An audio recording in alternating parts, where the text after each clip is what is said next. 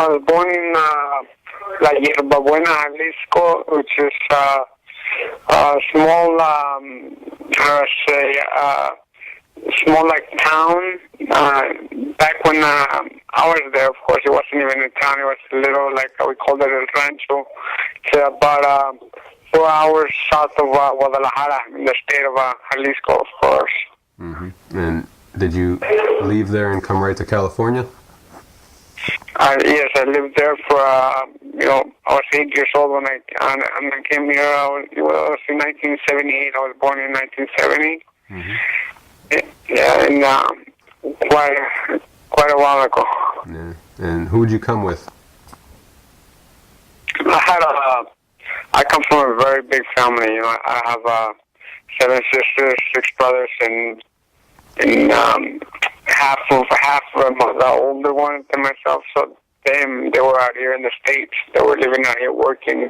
They came out here straight to work. So we didn't remember them, and some of them were here when we were born. So we just knew that we had brothers and sisters out here in the States. So they, they wanted to bring my brother and I and a sister of ours out here, so we could have a better future, than they did, because they came out here just straight to work. They didn't come out here to study or anything like that. One, because also they were not as young as we were when they were trying to get us out here. So they, they asked us if they wrote a letter to us, and they said if we wanted to come out to Norte, and of course, where I come from, over here of El Norte, just from kids that come out of town, and they just start that like the big dream that everyone has. Yeah, even though we have no idea of what it looks like, especially where I come from, because we really didn't even have a school. Sometimes the teacher he wouldn't come by. He would come on a horse, the teacher, and sometimes it would rain a lot, so he had to cross the river from the nearest city where he lived. And so he couldn't come and he couldn't teach us. So, and basically over there, what we go to school for is to learn how to read and do math. So, in the situation, the cases were like my brothers that lived out here, they sent letters to my dad and my mom out there. They couldn't read them, so they would have to go to the nearest town to pay someone to read the letters to them. So, again, that's why they wanted us to come out here to have a future. Unlike them, they came out here straight to work. We said, sure, we're kids, and of course, that was everyone's dream, but we knew nothing of we had never been to a city or anything, much less the United States, but, we did hear, from people del norte, it was just really, we didn't even have pictures, so we couldn't really imagine what it looked like, because a lot of people, from Mexico, there's places over there that are nicer than out here. And now I know that because, where I got to, as a world champion, I was able to travel and see that there's so many places out there in Mexico, but back then we didn't know any better. So, on our way out here to the States, when we came on the bus all the way to Mexicali, but when we got to Guadalajara, we thought we had already got into the United States. Because that was a first time being in Guadalajara or seeing stores or schools or a whole bunch of people. Because where we come from, again, back then, there was, I don't know, I'm going to say about 100 houses, but probably less.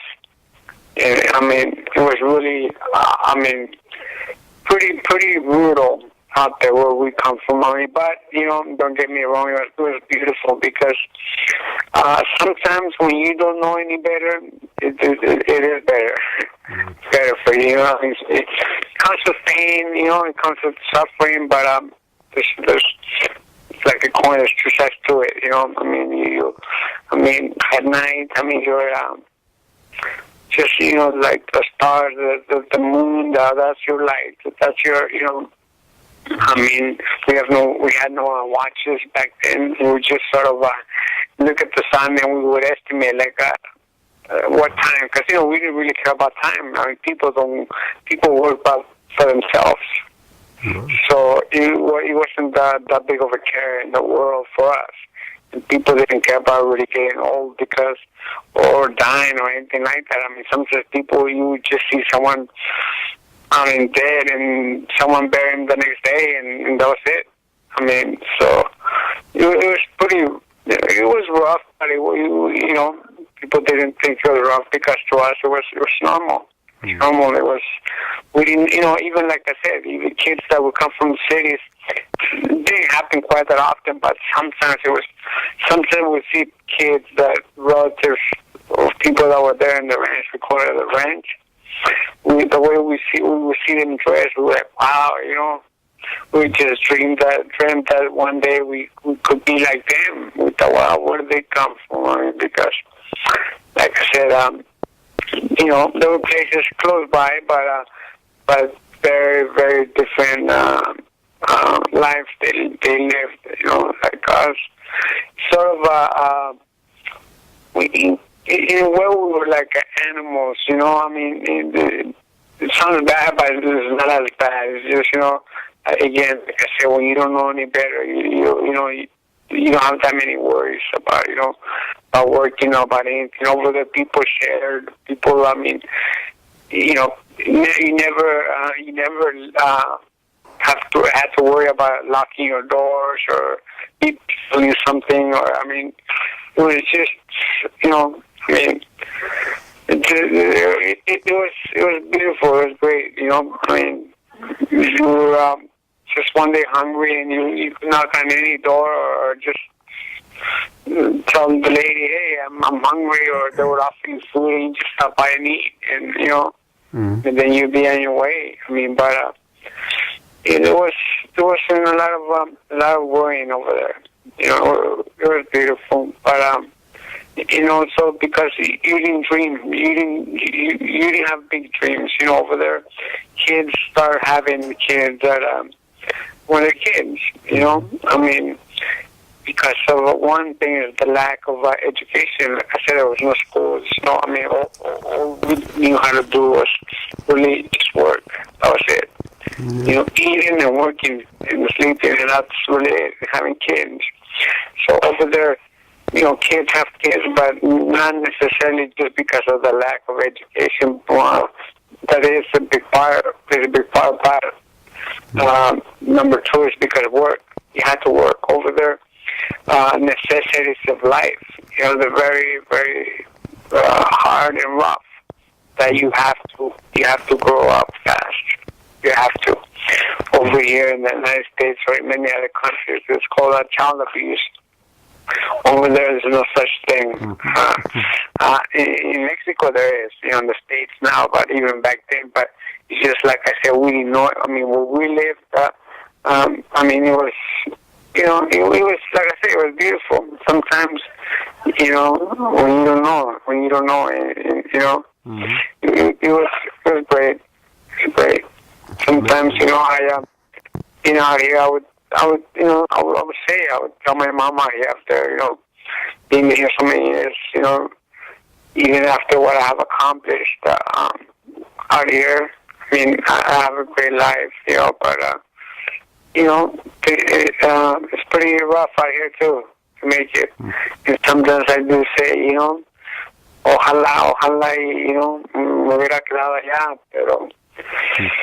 You know, my mom was like, oh, come on, no te vayas a castigar Dios, you know. Yo no sería un castigo nomás, le estoy diciendo lo que pienso, you know, well, I'm just trying, I mean, you know, but, you know, then I look at my kids, you know, my wife, and I'm like, oh, you know, so great, I accomplished, but I never thought, I never even, like I said, when we came out here, I couldn't really dream of being a world champion because we didn't even know what a boxer was, what a fighter was. You know, originally it was like kids fighting each other because of one of my older brothers. He was a fighter. He had like 7 professional fights.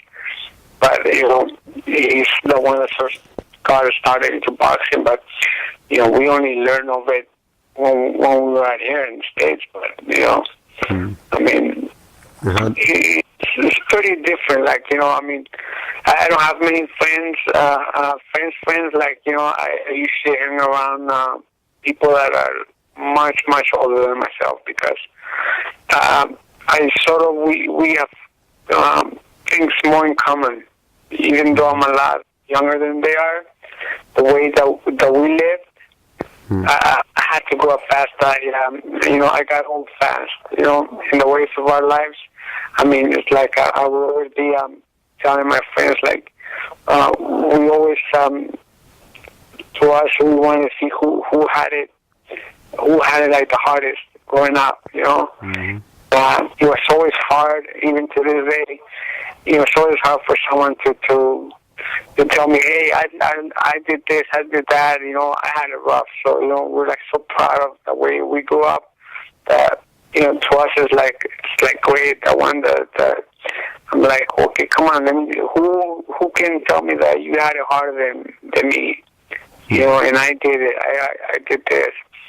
So it's been hard. You know, I've found a few guys that they tell me, well, I went through slavery, I went through this. I'm like, okay, well, I'll give you that. But, you know, other than that, it's pretty hard for even a 90-year-old. I mean, you know, I like I said, I have friends that are very, very old, and some of them are already dead because something that, you know, called me to them. It was just, like I said, the way I grew up, where I come from, necessities of life. And you know, like I said again, a lot of people in Mexico, they know what's out there. You know, like when you know, it's sort of easier in a way, even if you don't have it, because you can imagine things, you can plan for things, it's just better. You know, it's just better in a way. But you know, the other time, you know, when you don't know any better, it is kind of better. You know, you don't miss things. You don't know. So you learn to do without. You know, like my dad would tell me, you know what? I just like in the morning it would be so cold. We didn't have any socks or shoes. It was just huaraches. And the altitude where I come from is like 8,000 or 9,000 feet high. It's pretty high up there. So when it gets cold, man, I mean, it gets pretty cold. Yeah. And we, like I said, we grew up sort of like animals, you know, that had to deal with the weather. Had to, you know. I mean, that was like our sort of like the earth is sort of in a way it's like caring for it because, you know, we sometimes would go to the mountain, to higher mountains where the altitude to pray that to give us water, that it will rain, or else we wouldn't be able to harvest. You know, because we would pray to the Virgin, to God, because even if we had money, there was no stores there. We had no stores. We didn't know, you know. I mean, so it was. I miss it. It was beautiful. It's, you know, it's beautiful that. You know, now after boxing, I tend to forget a lot of things that happened, like even today, earlier on today. I'm having difficulties, but there's memories of like when I was a kid. They're right there. So it's like every day I thank God, and I started writing things down so my kids, when they grow up, they can show it to their kids and their kids. So there's something, you know, what I went through. You know? That's beautiful, man. Really. And do you remember when you first came to America, like how you felt? Did you see the difference, and did you feel the difference right away? Well, of course, like I said, you know, just getting to Guadalajara, we thought that when we got to Guadalajara, we thought it was the U.S. You know, they had cars, they had stores, and all that stuff. It was very wow, you know. And then So once we got here, I mean, even we would stare at people like with color eyes or like black people, I mean, we were like, wow, man, or like even remember the first restaurant that we went to, like when we crossed over, the tourist to McDonald's, and we wanted to be good with the brothers and sisters. We just wanted to be good kids, and we thought, we don't want to. We gotta do what they say, whatever it is. And even though they were family, brothers and sisters, we didn't really know them. And I remember them taking us to McDonald's to eat, and they bought us they bought us cheeseburgers, and we threw them out. We didn't let them see us, but we were like in the truck in the back, and we didn't like it. We were only used to like eating beans and tortillas, and when we got lucky, it was some meat. But hamburgers. We never heard. We didn't know what that was or anything like that. So it took us a while to get adapted to that. But for a while there was just beans out here. We would rather have beans than like steak or something or something. And did your mom and dad stay in Mexico, or did they come here too? Yeah, they stayed over there. They stayed over there, and I had like three more sisters, younger sisters, and a younger brother too. So they stayed over there with them to help my parents with working. Like I said, over there was all about work. I mean, even the girls, they would, even the girls, they would have to go out there and work the fields. Yeah, it's rough, man. Yeah. And were you a good kid, or did you stay out of trouble? Did you start going to school right away when you came to America? No, over there, like I said, you mean over there? No, when you first came to America, did you start school right away, or did you just try to... Yeah, we started, right away, but we got a job right away. My brother and I, right away, we said we got to get a job, but we saw one day, we walked into school, we saw on a paper by the school that said jobs for kids. Someone told us like what that meant, the sign, because we didn't really understood it. So then we called that number, and they told us we had to speak English, and they said okay a little bit, and then the next day we went to school. We asked the teacher, how do you say want to buy some candy in English? How do you say it? So she told us, and with those words, with that, we got the job. Like next day, when we called, and just going to doors, knocking on doors, and selling candy. But it was pretty hard. It was pretty hard for us, It's heartbreaking. Sounds really sad. Yeah, they wanted us to memorize a speech that we would have to tell the people whenever they open the doors, and we'd like, forget it. So, all we could say was like, you want to buy some candy? We could barely say that, But for us, it was helpful for my sisters, the ones that we were living with, so that way they wouldn't have to like give us money to go to school, because we were earning $5 or $10, sometimes nothing. But for a kid at that age, that's more than enough, because it was just for us to buy our things like candy or whatever. And who got you interested in boxing? So one of my older brothers, Juan, his name is Juan. He used to be a fighter.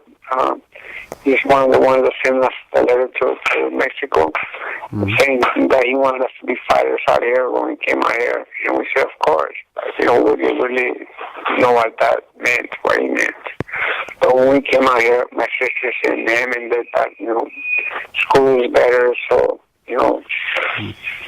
but, as he taught us the basics, and he just told us one day we would be fighters, and then my older sister said, forget it, no way. We want him to go to school. We want him to get an education. That's the reason. That's the main reason we brought them here, so they don't have to work like we did. And so you were 8 years old when you started? No. That I was 8 when I came out here. Mm-hmm. I was about 12 years old when I started. Okay. You know, I had already been here for like 4 years. I was like 12 when we could speak a little bit of English, and then we still selling candy door to door. And we stopped by the house where my brother used to train. The gym was the garage, and he had told us like where it was. So one day we were selling candy and we stopped by there. And I asked Joe Bush, was the trainer, and I asked him, if he trained kids, and he says, no, I don't train kids. And I said, okay. So I was very, how do I say, I don't know, I was, just things of, I didn't, because we had to grow up so fast in Mexico, I didn't want people lying to me, especially teachers or anybody. I just felt that I was older than me, and that they shouldn't have compassion or feel compassion for me or any kids, because we're kids. So the minute anyone would lie to me, it would upset me. So, because when I would get to doors, when they were not, people tell me that they had no money, the boxes we sold them for $3. It just bothered me, because I thought, wait a minute, how can they tell me that they don't have $3 when they have a house or they have a car, or I could see what they were driving? Mm-hmm. So and then I would say something rude to them, Mm-hmm. So I tell them, get out of here, That's why I was the worst salesman in the whole. They always wanted to get rid of me, but on the other hand, my brother Rafael, he was the best salesman. He was such a good salesman. I mean, he could sell more than the whole crew. Wow. And so that's the reason they never fired me. But I would get mad at people whenever they would tell me that they didn't have money. I would just tell me, no, I don't want any. So I would call them cheapskates or whatever bad word that I knew at that time. I would just say it to them. Just turn that little baby face character in the cartoon. Yeah, and I was just upset, like I said, rather than they'll tell me no, thank you, and I'll say, okay, fine, I'll leave it. And then, but when they said, no money, then I would really call them names or whatever I could say in English back then. And that's pretty much how. Then we came to the house where my brother had trained, and I asked Joe if he would train me. He says, no, I don't train kids. And I'm like, okay, fine. So I'm heading out, walking out the gym, boxing gym. A boxer that he was training, his name Alonso Strongbow. His name Alonso Gonzalez.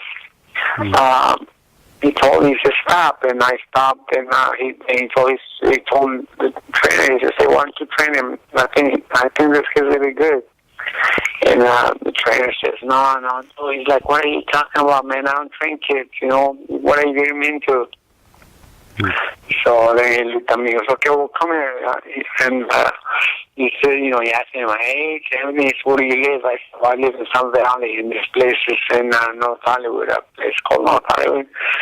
And he said, okay, well, he says, I'm going to train you, but you have to be here every day, Monday through Saturday, but, you have to run every day. And then I said, well, I have to go to school, I got to do this. He could barely understand me also, but, I would get through to him. Somehow he understood me, and he would say, well, I don't care about that. All of us have things to do. I don't care how you get here. If you want me to train you, then I will train you. And I was used to that. So, those responses, because of the responsibilities I had, I thought, okay, all right. So, then that's how we started training. Started training there every day. I would take the bus right after school, and a couple of buses. It would take me a while to get there, and I would get the train there at night. Sometimes we had no money, so we'd have to run for a while and only catch one bus. Or a lot of times I would have to sell my lunch ticket for school that I had. I wouldn't eat. I would sell my ticket in order for me to get a bus fare. Wow. Because sometimes we wouldn't ask money for my sisters because it was pretty hard for them. They were working all the time, trying to help us out, and we want to help them by helping ourselves. Yeah. And it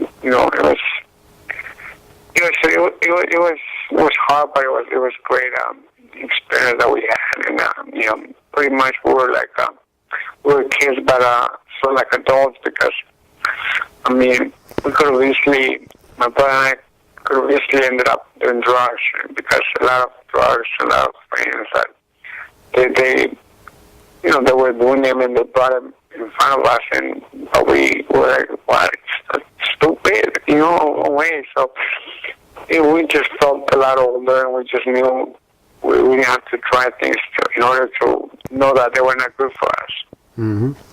And yeah, so we never really got into trouble, but the only reason I got into trouble in school was because I just started.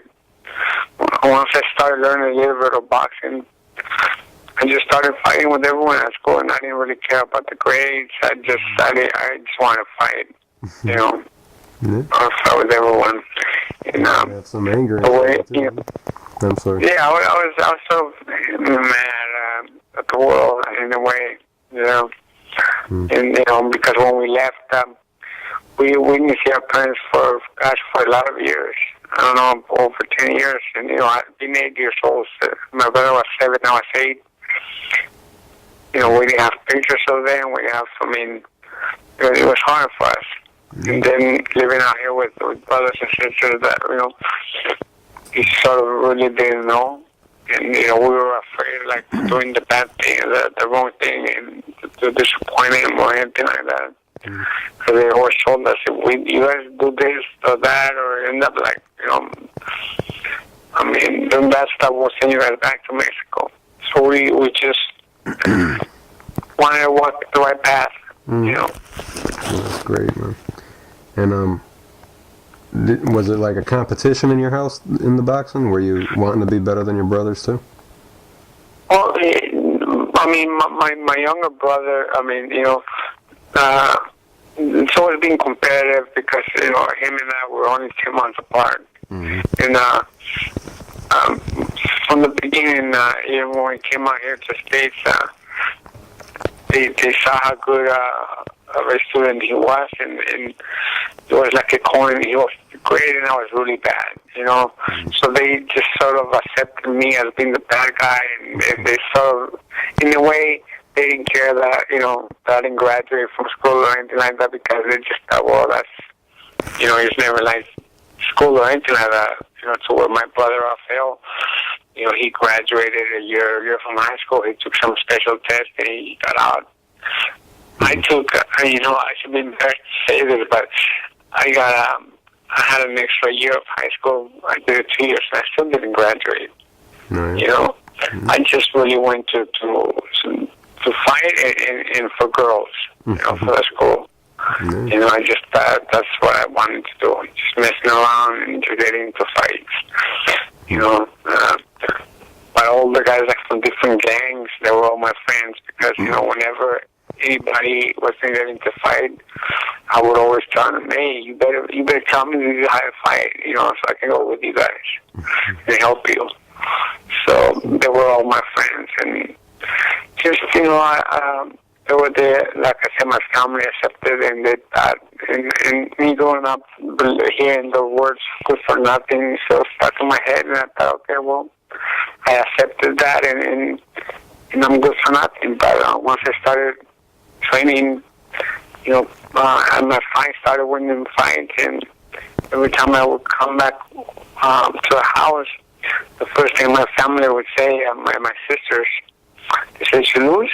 I said, "No, I won." And they're like, "Oh, okay, wow," And it's another way that I saw sort of like a approval of people that I never seen, especially from my family. That when I would win the fight, I saw people clapping or people were happy for me. To me, it was a gesture that that really I didn't really know of it because since I was a kid, I just believed that I was like good for nothing. And it wasn't bad. It's just that I sort of accepted it. Yeah. If you I sort of accepted it. Yeah. So especially when you're a kid, when you're pretty young, you always want to be careful what you say to your kids because sometimes, they things you never forget. Mm-hmm. You forget for a while, but they come back to you. Like I said, I forget things that I did, like yesterday or the day before, because I'm having problems right now with just being boxing. Mm-hmm. But yet, I can tell you this like nothing. But if you ask me like what I did yesterday, or I couldn't tell you because I don't remember. Yeah. But this is like and I pray to God all the time that I never forget my life over there. I feel like my soul stays over there or something. I don't know. I just even though I've been here so many years, I still miss it a lot over there. I've only been back once, but it's changed a lot. People are doing drugs now. People doing, they have phones, they have everything. It's just that's why a lot of times better is not necessarily better. It depends how people apply to things. How people appreciate things. Yeah. When did you start noticing that your memory's not what it was? When did you say? A few years ago, about 3-4 years. But this last year, it started getting pretty bad because just forgetting all that stuff. But I'm an alcoholic. I retired after Jimmy Garcia fight. I just felt like it was my fault, and I thought that in this life I would never find out, or at least feel like it wasn't my fault. Very sensitive. Feel like that? You feel like you're just really sensitive, Well, I am. I am. And when I really thought, like in this life, like I said, I would never get that feeling that I had. That was killing me. That was killing me. As it was, I already had a sort of like a death wish, because when I was little, I was almost dying from different kind of things. That I would dream a lot with dying, and I stopped being afraid because I dreamed it so much. It was always in different situations, getting shot or getting stabbed or getting hit by a car. That I wouldn't even cry as a kid because I used to dreaming of me dying.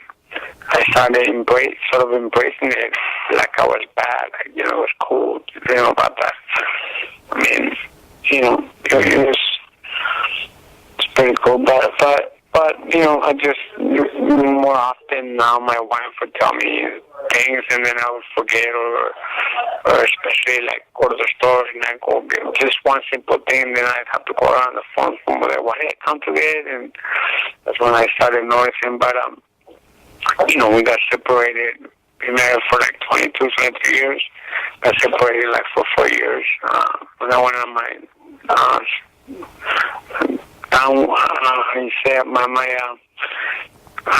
not just craziness, but after I retired at the Jimmy Garcia thing, I just became an alcoholic. Started drinking a lot and just tried to look for ways to hurt myself, And after all that, they put me in rehab a couple of times. I got out. I got out of places that told me there was no way I could get out, and I just, I tried to kill myself at one time, and I just couldn't do it, and I just, one day I just woke up and just saying, you know what, tired of drinking, this is it. Just like I started fast, I don't know, like 5 years ago. Way after, I never had a drink like a alcohol, like in my whole life. And luckily I started way after.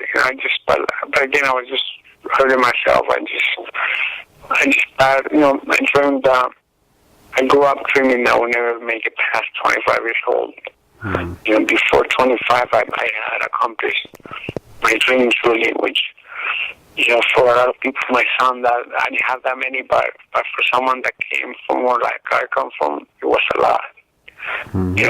Having cars that I had a Ferrari, I had a Mercedes, I had all these beautiful cars. I had a house. I married like una güera que yo quería, dije, she's my wife. I had 2 kids with her, and then I won a world title. I was like 24, and I was like, I did it all. So now what? I was like, God, now you can take me. Take me. So, you're split with your wife now? You and your wife split? I'm sorry? You and your wife split up now? Yeah, we got back together about a year ago. Oh, she helped me back, and I'm living back at home, and I was sort of lost, I was lost out there drinking every day. Unfortunately, the good and bad thing was that I could drink a lot, I never had a hangover or anything like that, Like my wife would tell me, if you would have a hangover, you wouldn't drink as much because it sucks, But, and like just one day I just said, forget it, that's it. And I just stopped it. I'm going on almost about a year now. Good. Happy to hear that. And just, thought, okay, when I came back to my family, I was, like I said, I went pretty low, But I always felt, what, people don't, when I say people, I mean out here in the States or even in Mexico, they don't know where I come from. They don't know what I had to, where I come from. That I come from like almost nothing. Like even like when, especially black kids and students or friends of mine, they always tell me that like they're suffering, that they come from the hood and whatever. I was like, man, you guys come from the hood. I come down from way under the hood. I said, if you MF knew where I come from, man, you guys talk about this, about that, believe me. It bothered me a lot too that even my own people out here, they thought I wasn't even Mexican just because I sort of like grew up here. But every time I would tell me, where are you from? Where was your parents from? And that one they would tell me, I'm like, man, you guys are just like, you guys had it all. It was great. It was beautiful. But I would always tell them, what? I'm not even a Mexican. I'm not. Yo soy un indio. Yo los hice ustedes a los mexicanos. Dad, I got children by going to school out here, but education, but, that was something that I didn't care for it. And, once I had my kids, I was like, oh, better, boxing is sort of like prohibited for them because, then why did I do it for? Why did I do all my sacrifices for?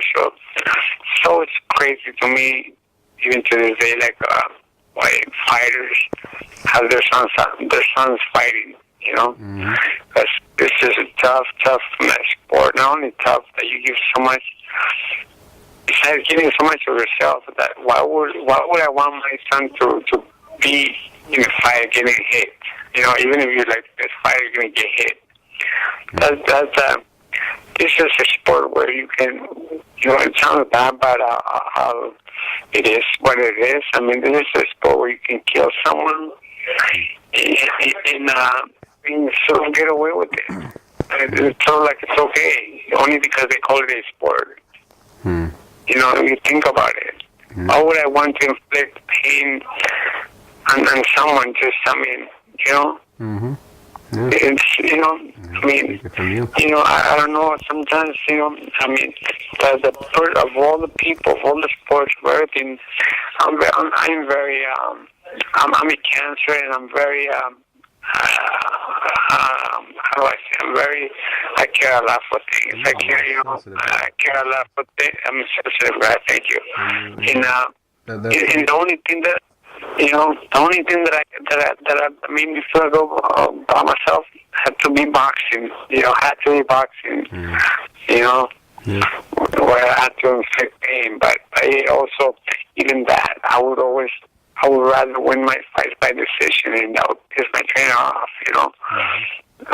he would piss me off, like, hey, why don't you just let him out? A lot of times, I would hurt guys, and I would just wait till I said, forget it, they barely touch me, to me, it was better that, I was running in front of them, and I would slip punches, and they wouldn't touch me. Mm-hmm. Was that after Jimmy Garcia thing? I'm sorry. After, through all my career. Oh, even all my career, Yeah, even, I just always, I thought it, I never had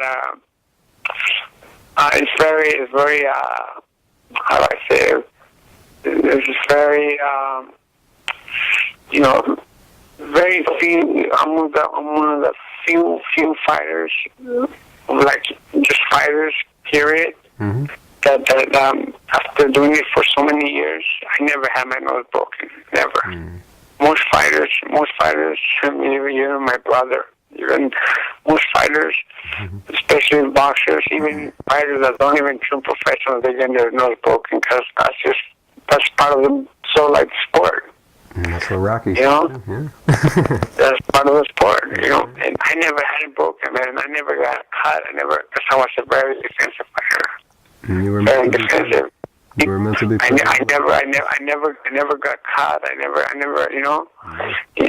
then sometimes I did make some fights where, like with Gotti, I just stood there in front of him because it was just me being mad at myself, me trying to show people that I could take the punch,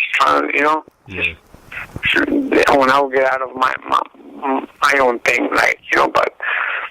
That's, I could have gone on forever had it not been for Jimmy Garcia dying, but that messed me up. That messed me up, the guilt that I had, that finally left me, that I felt this feeling that, like I said, I never thought that in this life I would have it, I would get it, and it was through my book that I co-wrote with this lady, had she known, like I said, so down, she would have had much greater response and everything if I would be on board. She is telling people out there that I am on board, which is not true. I don't think people believe her because, she's got all this supposedly great reviews, but yet you hear of the book being sold on Amazon.com or things like that, but you call them and they have like no books or like one book, I didn't even know you had a book. I never knew you had a book.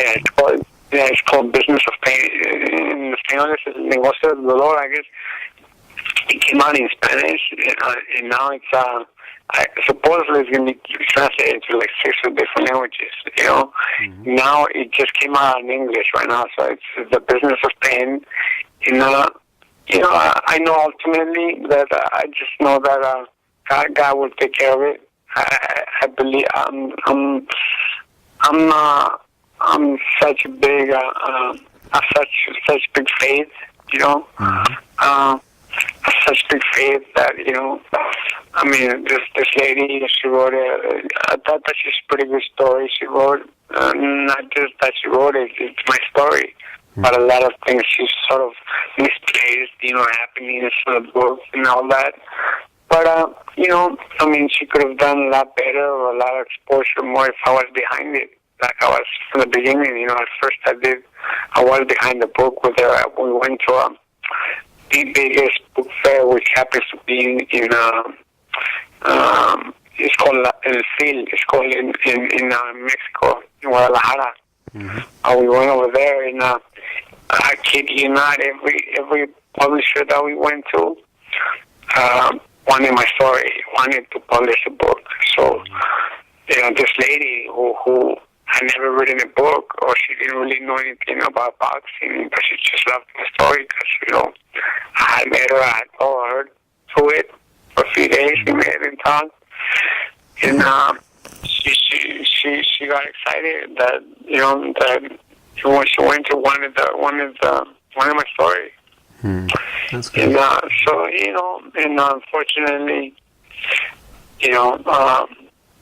I was drinking at that time. I was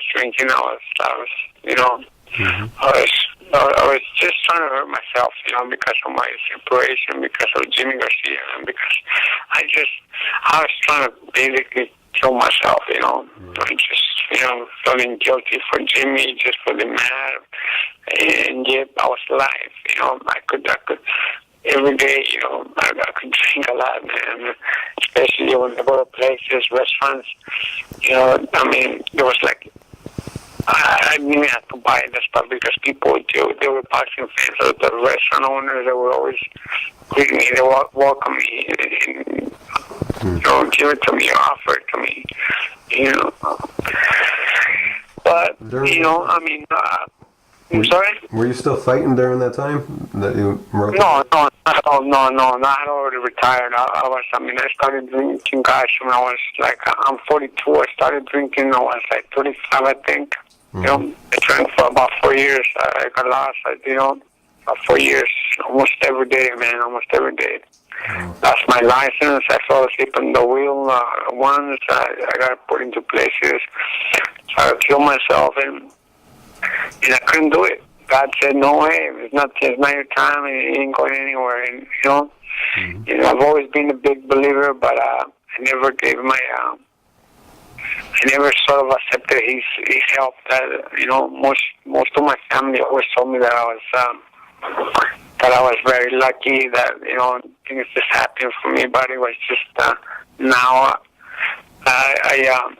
it's just blessings. I'm basically just blessed. I told them that it's not lucky. I'm not lucky. I do believe in luck, but for what I've been through, especially like I was telling you where I come from, in the ranch, I was known as El Niño del Milagro because I was always sick. Things were always happening to me. Somehow I would make it. So, and now here I try to hurt myself, kill myself. I couldn't do it. And, I just... Could I ask, how did you try to kill yourself? Could I ask that? Or? Cut my veins. When they put me in the rehab days, they told me I was going to be there for 90 days. Wow. And I told the guys in there, after 6 days, I refused to eat anything because they try to detox you. They try to cut you down on drinking for 3 days. And I didn't even drink. I said, no way, I'm going to show you guys that I'm not an alcoholic. So like in the morning, they would offer me a drink. I said, no, I don't want anything. And then sometimes they would force alcohol in me because they thought I was made to have like a seizure or something, I guess that's what happens to alcoholics like that. They try to stop right away, but they have to do it gradually. Like they were trying to get me to do it, and I just told them, you know what? I brought in the wrong guy. I'm not an alcoholic. That was, my wife and my brother and my sister, they're the ones that put me in there. And I told them, you know what? I said, I'm not an alcoholic. I drink because I like drinking. I want to drink. Obviously, I didn't tell them I was hurting myself, which they knew I was. But, so they put me in for 3 months, and I said, no way. I said, there's no way I'm going to be here for 9 months. I will die. I'll be dead because, so I refused to eat for like, after people recognized me in there, the people that were in there, there were, some guys that had even been in jail. They told me that I never been in jail before, but they were telling me that this was like worse than jail, the state where we were at, and I just I refused to eat, and then somehow I sent a note out that got to you will get a phone call that after 30 days. I said, no way. Any communication after 30 days. I said, no way, I'm getting out. So I sent a message out. I managed that, and they got me out, and and then I just stopped by myself. I stopped myself. I said, so one day I said, I'm not drinking anymore. I'm drinking anymore. And also, in influentiality was probably my son, my 13-year-old, was 14 now. One day even though I was separated, I would come and see them to the house every day, And they could tell I had been drinking, and I saw one day my son put a note where it said, where I used to put my bottles of liquor, put a big note that when I opened the little closet door, the first thing I saw was this note that he left it, like, please, Dad, don't drink, do it for me, do it for your son. I took a picture of it. To this day, I even have it like on Facebook, as one of my profile pictures. Just like, please, Dad, don't drink, do it for your snipey. I call him Snipey. It just, but like I said, from that day, I was okay for it, and I lost my license. So, everything, I got it back now. Just trying to, it's hard out there. It's hard for an athlete once you stop it. It's a different world out there, and it's harder when you've gone through what I've gone through. I've had a lot of support, but I'm very stubborn. I'm very, I have a big family, but I'm very to myself. I'm very, I'm very, very friendly, where people would think that because I was a work champion, I will have a lot of friends. No, I don't have like friends, but I don't have any. I'm very, very, very lonely person. Yeah. But you're a good talker, though. It's like, I would think a lot of people like to talk to you. A lot of people would believe me, that's why there's a book out there. That's why, try to make a movie. We've been trying to make a movie. My wife was in the movie business, and she's been trying to make my movie for a while and met different directors. It's just pretty hard. It's pretty hard. But just trying to do it. I'm gonna push you. I'm gonna try to sell copies of your books for you, man. It's a story. Well, I'm not, like I said, I'm barely, I could have pictures, I could put it on Facebook, but I really don't. I'm just sometimes, depending, sometimes, I have this thing about me that sometimes I'm a spur of the moment guy. Sometimes if I feel for something, I just do it, and regardless of the consequences, which is not smart, but I'm like, well, that's just how I feel. And, luckily now, not only I have God, but I accepted His help. And, I started going to church every Sunday. I go to church, and I'm just trying to, I'm trying to listen to Him. I feel like He talks to me a lot, and I'm just trying to that He's using me, and I don't want to be used by Him, because especially when I'm someone that always felt good for nothing, and especially worse when you finish your career, that you feel that you've been sort of had it taken away at such a pretty young age myself. I felt that was it. And now I'm like, man, what do I do? I feel like an old man. I feel like, what I do, there's not that many dreams, not that many, even my kids. My wife tells me, don't you want to see them have kids? Or, I'm like, well, you just don't understand where I come from. I say, I already thank God for my kids, for you, for everything that He has given me. Well, what more can I ask for? It'd be great, but I'm not. I'm not like, okay, I hope I get to see my kids. I'm not, I'm just not like that. I'm just not like that. So now, I sort of live day by day, and just I hope I only hope I'm learning how to talk about it. I'm learning how to pray, which I never knew how.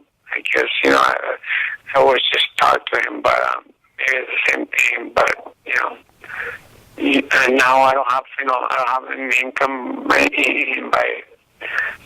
doing anything, but, it's so, not funny, but, I've thought about it a lot, and I've talked to my wife about it.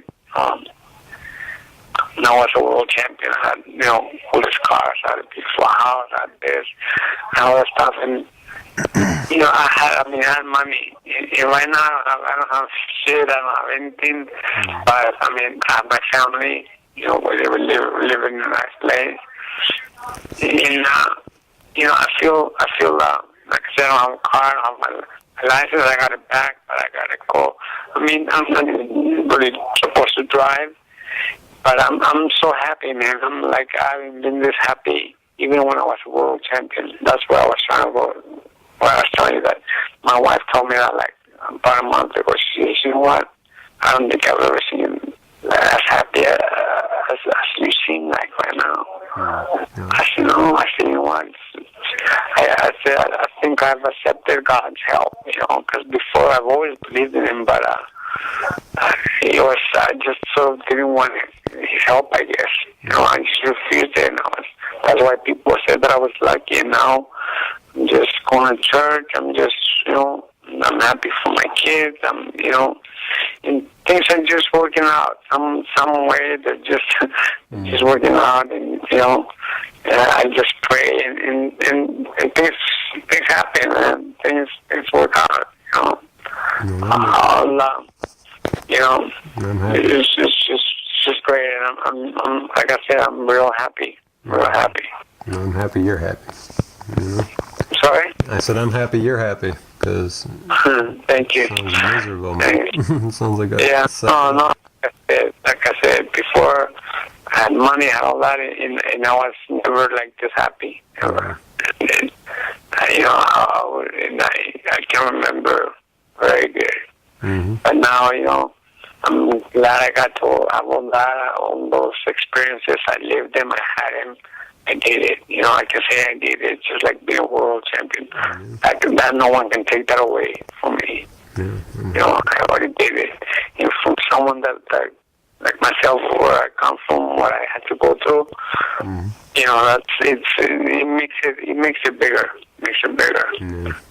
So you're not involved in boxing at all anymore? You're not training fighters? No, I don't. I train my kids here in my garage. I have a boxing bag, like a gym. Mm-hmm. For a while, I wanted to start training people, mm-hmm. maybe like privates, and stuff, but I just haven't gotten around to that. Just I'm trying to fix myself first. Like I said, I'm just going on a year sober now. Mm-hmm. I know I'm not going to drink, but now I'm just trying to enjoy some time with my kids that I haven't had. My 18-year-old is getting ready to go off to college, so I want to be here with him for the last year before he goes off. And just more time with them. Every day taking him, taking him to school, mm-hmm. taking him to school, spending time with him. Because, getting ready to go out there, hopefully that they do the right choice, that they do the right thing, I think tomorrow is going to be better than today for you. I just have that feeling. Oh, you sound like thank you. I believe that tell you, the belief, the faith that I have, man, it's worthless. Worthless by way of money and the other that you couldn't pay me, you know what I'm saying? Mm-hmm. It's beautiful, it's great, it's, it's just somehow my whatever I need, I just pray and it just works. And my wife says, "Oh my God, I can't believe it." I'm like, wow. Look at this. everything is just working out, and like I said, it's working out. So what else I have to say? All I go out, like this morning I go to church. First thing in the morning. I'm a very early guy. I wake up at 4 in the morning, 4:30. Have my coffee, read the Bible for a while, and then wait for the church to open. Go to church, and then just have the rest of the day. Just here, help my wife with different, she's a real estate agent, and I help her, try to get her, So it's almost bedtime for you. You wake up. Yeah. I go to sleep early because I get up early. Yeah, and she's always trying to keep me up late. She wake me up. She gotta stop going to bed early. I'm going to ask you about your boxing career now. I think your boxing career comes second, but I gotta ask you some boxing questions too. No, of course. But right. I don't want to keep you up either. No, go ahead, man. Don't worry about it.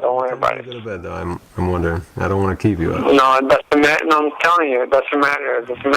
Okay, I'm still waiting for my son, my other son, to get in. It's out there somewhere. Yeah.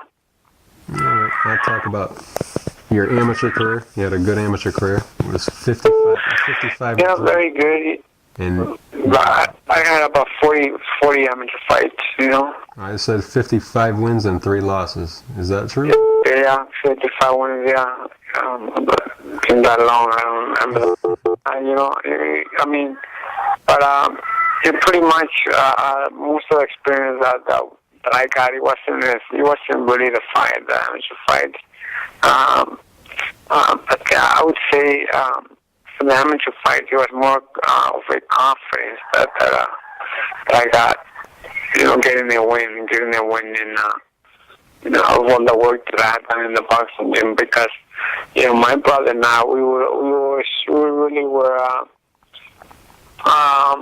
professional fighters before we turned pro, because we were always sparring with professional fighters. We were always helping people get ready for the fights, professional fighters, We're the only amateurs we grew up in the gym, and we were the only non-professionals that were in the boxing gym, and so, I was sparring with world champions, I was sparring with Albert Davila, with Frankie Duarte, Alonso Gonzalez, Bernardo Piñango, those are names from back in the day, Wow, that's amazing, man. And I would follow them, and believe it or not, sometimes I would get the best of them. They would tell my trainer, man, we're gonna have to,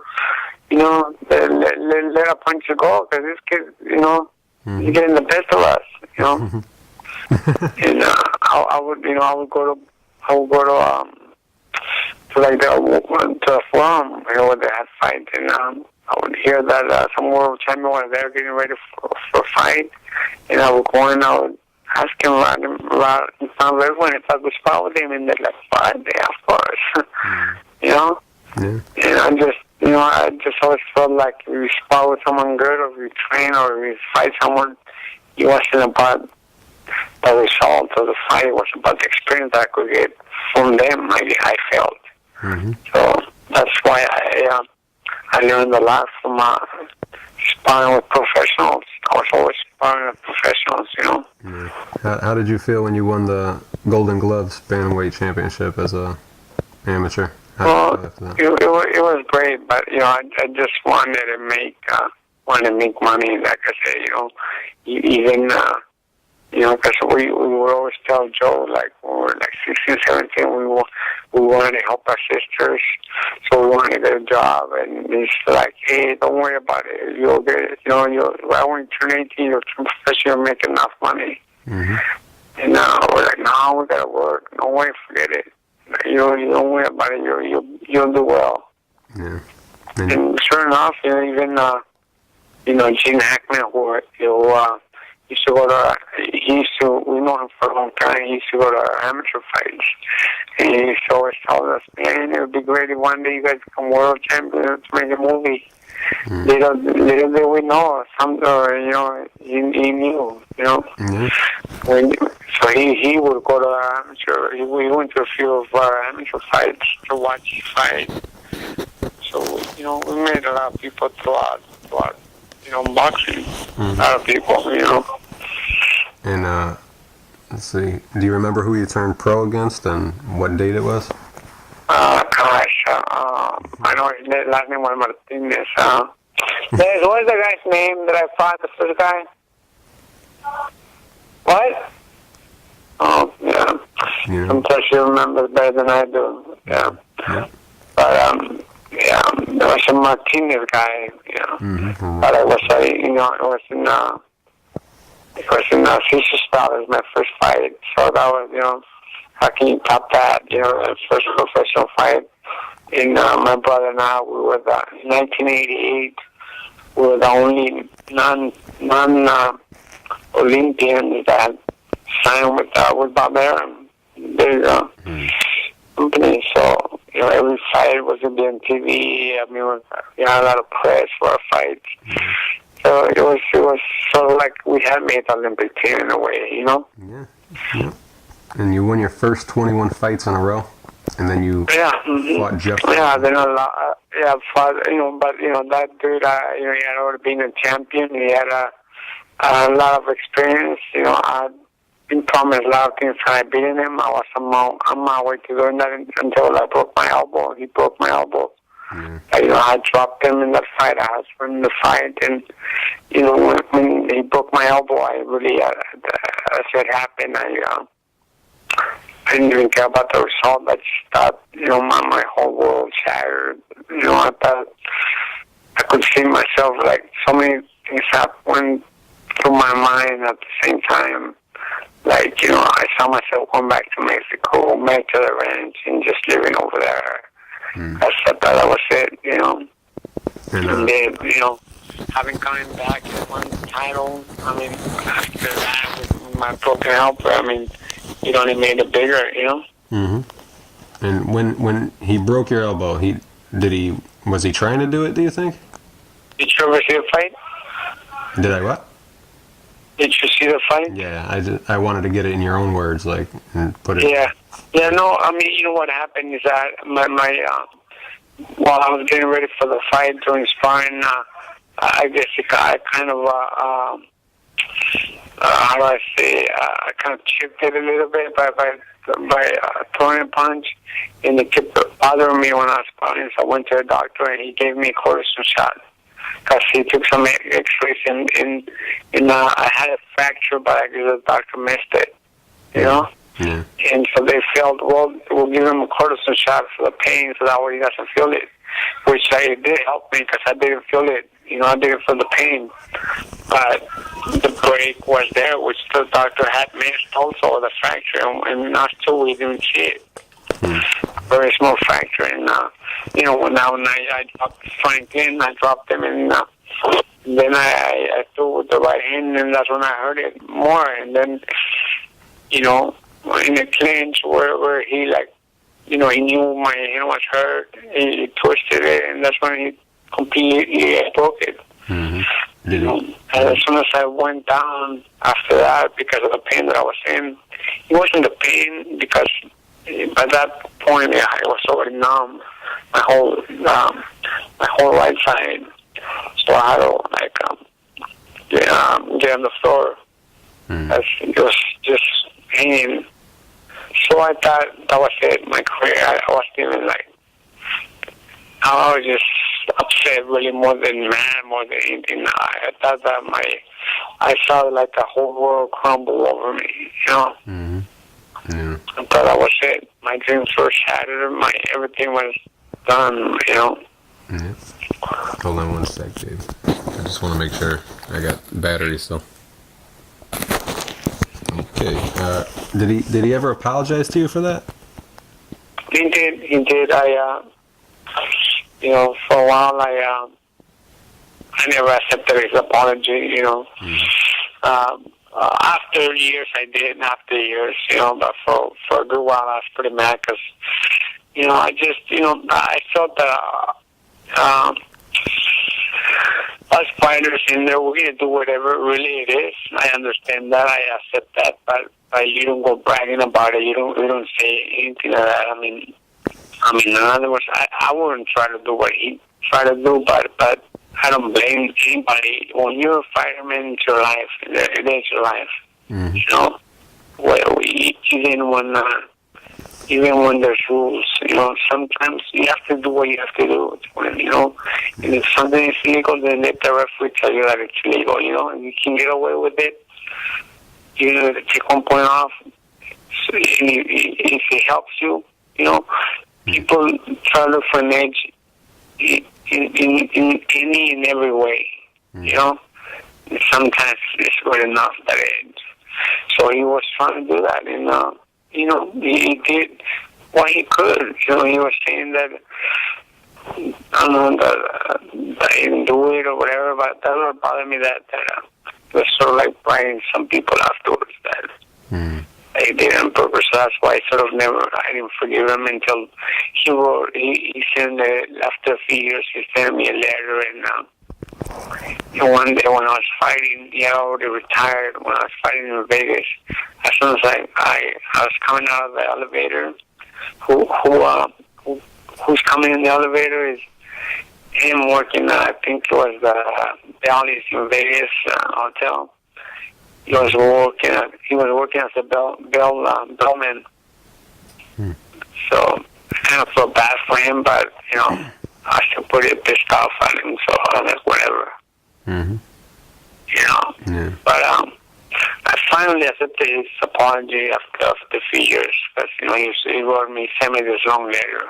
You know, he didn't do it on purpose and all that. I was like, well, I just, you know, I can't hold any grudges anymore. If I want to be, you know, I mean, you know, you gotta let go. You know, sometimes it's hard, but I did, and I'm better off now. So, you know, I can't really complain because of, you know, of all those things. Now I'm back in my house. I'm back with my family. I did all that I did. You know, where I come from, it's very big. It's almost impossible to dream because, like I say, you don't know. So I sort of did that impossible. And it's good to let it go. So, it's good to let it go, so you don't have to carry it around with you anymore. Yeah. You don't want to carry that. And you know what? Yeah, no, I let all that go, and you know, I accomplished it. I did it. You know, I did it. My dream was to be a world champion. Mm-hmm. You know, feel good for something. You know. Yep. I mean, I have my kids, I have my wife, you know. You're a lucky guy. You know, I have a lot compared to like, again, like where I come from, and, you know, I have to talk about it all the time because, you know, that's what keeps me with my foot, keeps me grounded, you know. Mm-hmm. Yep, and you came back. I've been with them. The sport has given me so much, you know. Mm-hmm. I've met, like, the wealthiest people in the world. I mean, Carlos Slim, which happens to be probably number one and number two richest person in the world. Who's that? From Mexico. Carlos Slim. Yeah. Mm-hmm. Yeah, he said he invited me to Mexico like a couple of years ago. He paid for everything. I didn't even know who he was.